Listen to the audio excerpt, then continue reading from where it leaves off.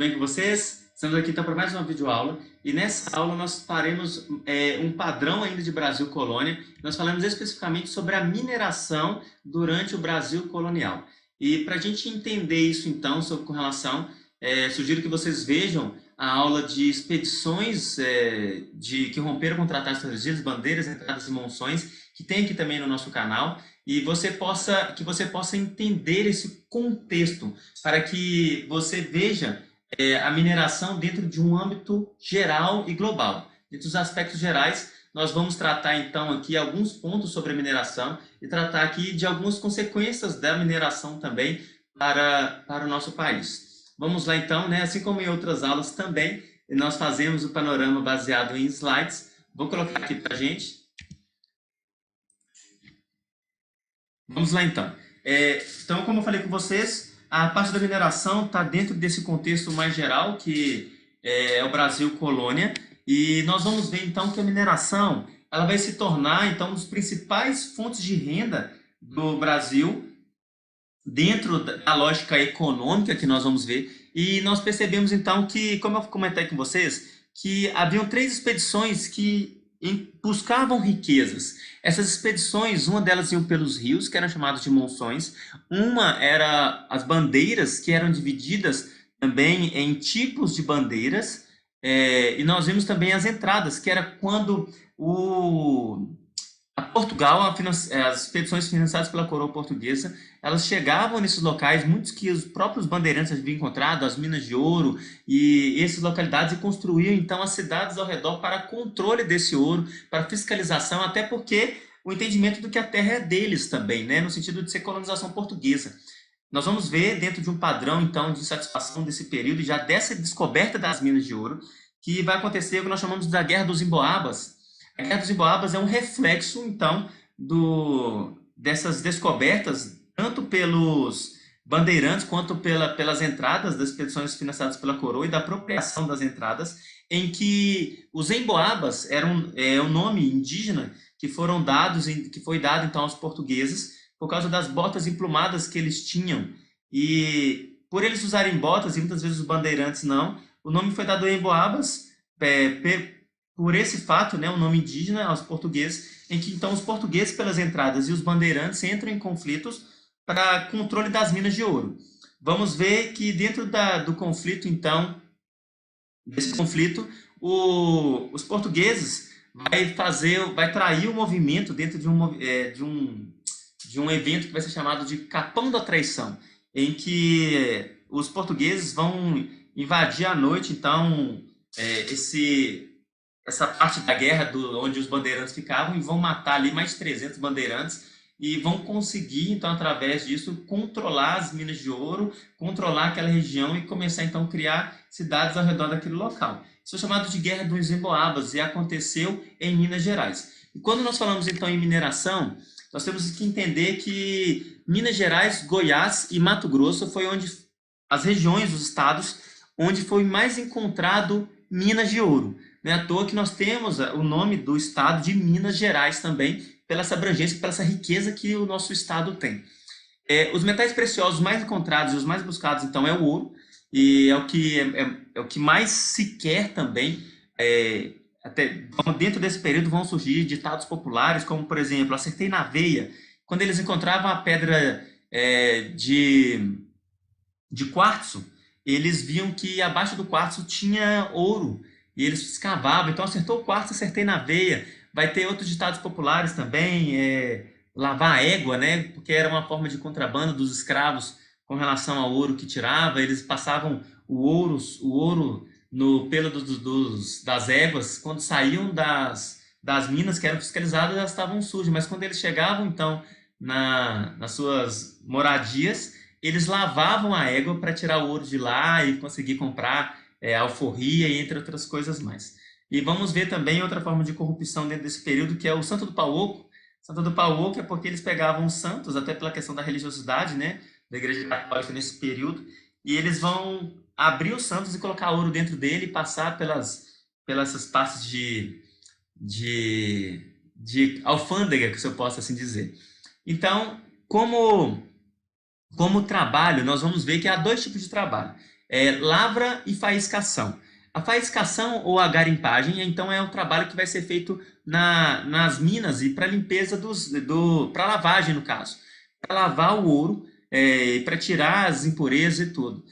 Nas minas é feito também a faiscação, que é um trabalho manual com picaretas e de forma mais arcaica, e o lavras, então, seria esse trabalho mais de máquinas dentro das minas. O que havia, então, era uma dependência de Portugal em relação à Inglaterra, porque nós vamos ver que grande parte do financiamento que aconteceu dessas minas vieram pela Inglaterra e até as máquinas também para extração. Vai haver a expulsão dos holandeses dentro do cenário da sociedade açucareira, que eles perceberam que se o comércio com eles, a permanência dos holandeses aqui seria prejudicial para a economia da colônia, e vai acontecer também o que nós chamamos de Tratado de Methuen. O Tratado de Methuen é um acordo que vai acontecer entre Portugal e a Inglaterra, que vai ser um acordo de tecido e vinho, em que a Inglaterra vendia tecido e Portugal vinho, mas que no padrão de acordo Portugal também estava aí em desvantagem. Dentro da parte da administração, então, vai haver tanto o Código dos Mineiros, ou seja, vai ter essa representação de como deveria ser a extração da mina de ouro, vão ser criadas as intendências das minas, a administração e a justiça e a distribuição das datas. Isso tudo vai ser organizado para que administrasse a extração e quem trabalhasse nesses locais, para que eles conseguissem fazer a parte jurídica também e que eles conseguissem colocar metas ou planos de impostos para eles, que nós vamos ver um pouquinho mais para frente. O trabalho, então, como eu havia falado com vocês, ele vai ser um trabalho escravo, negro em grande parte.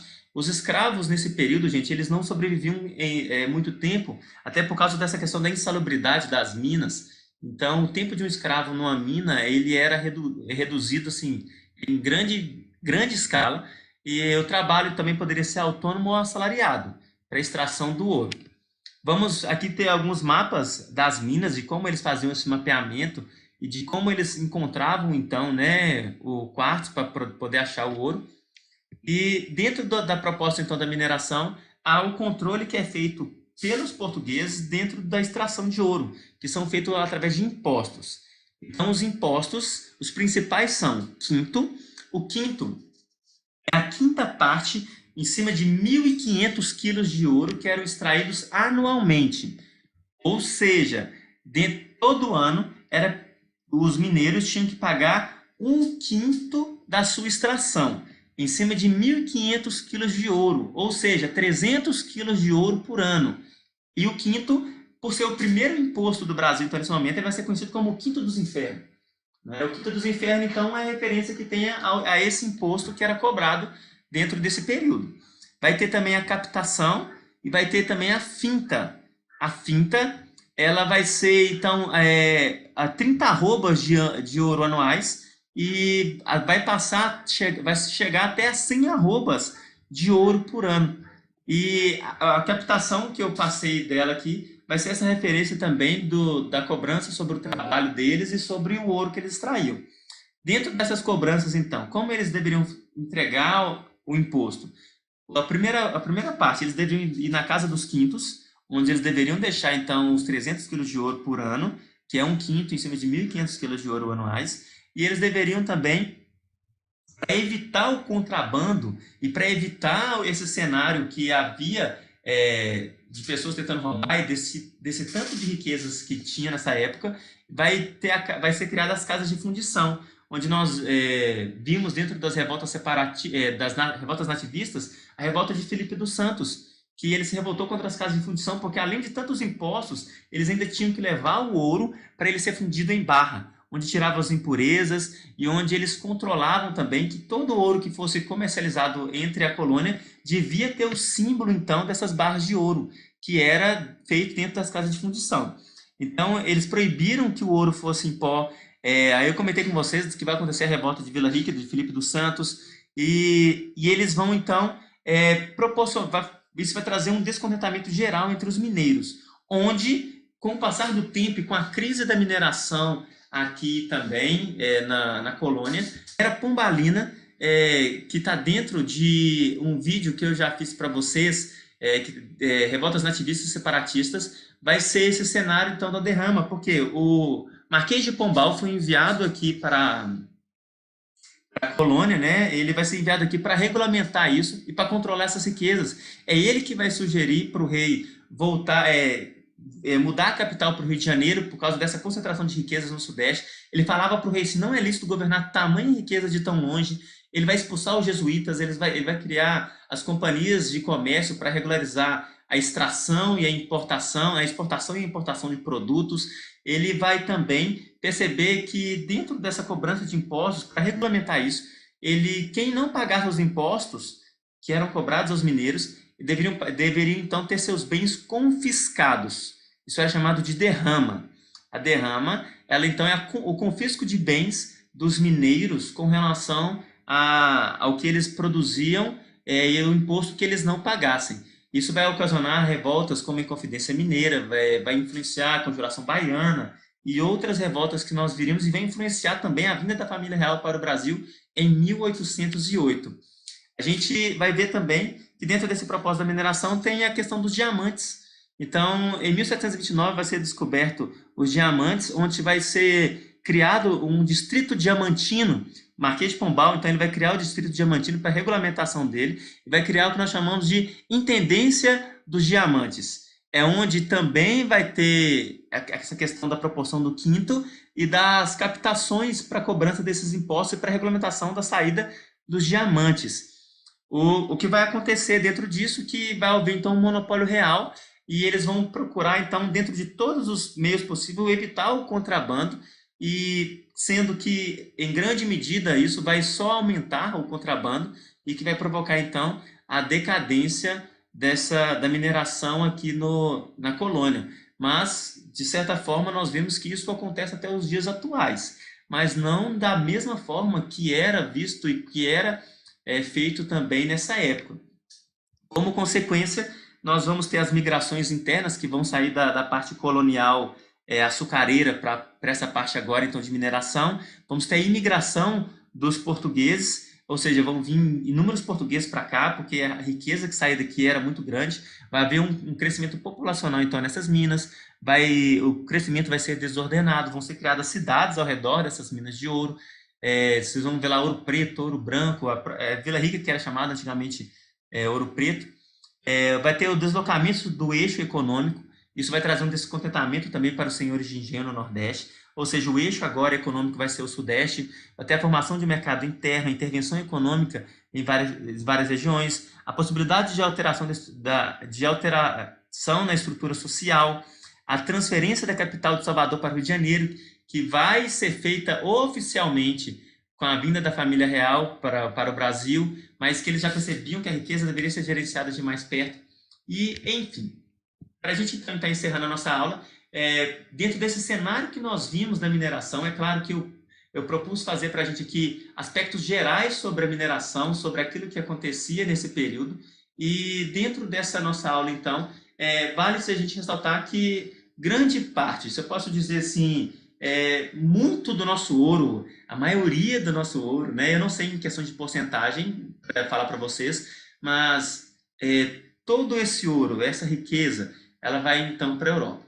Ela vai estar lá representada nas igrejas, na arquitetura, porque nós vamos ver que a mineração também vai estar totalmente arraigada na parte arquitetônica, que vai ser o barroco e o rococó. Não é isso? Nós vamos ver nas construções das igrejas aqui também, no Brasil. E o barroco vem do espanhol barrueco, que vai falar de uma pedra bruta. O barroco sempre traz algo assim, muita informação. Uma igreja barroca, ela tem muito ouro, tem muita riqueza, mas ela tem muita informação. E o rococó, que vai vir posterior ao barroco, ele vai ter uma aparência mais singela, mas com muita riqueza também. Vamos ter grandes escultores, né? Vamos ter aqui o Aleijadinho e vamos ter outros também que serão representativos dentro dessa parte arquitetônica e cultural da mineração também. Espero que vocês tenham entendido, espero que vocês tenham compreendido e até a nossa próxima aula. Fiquem com Deus.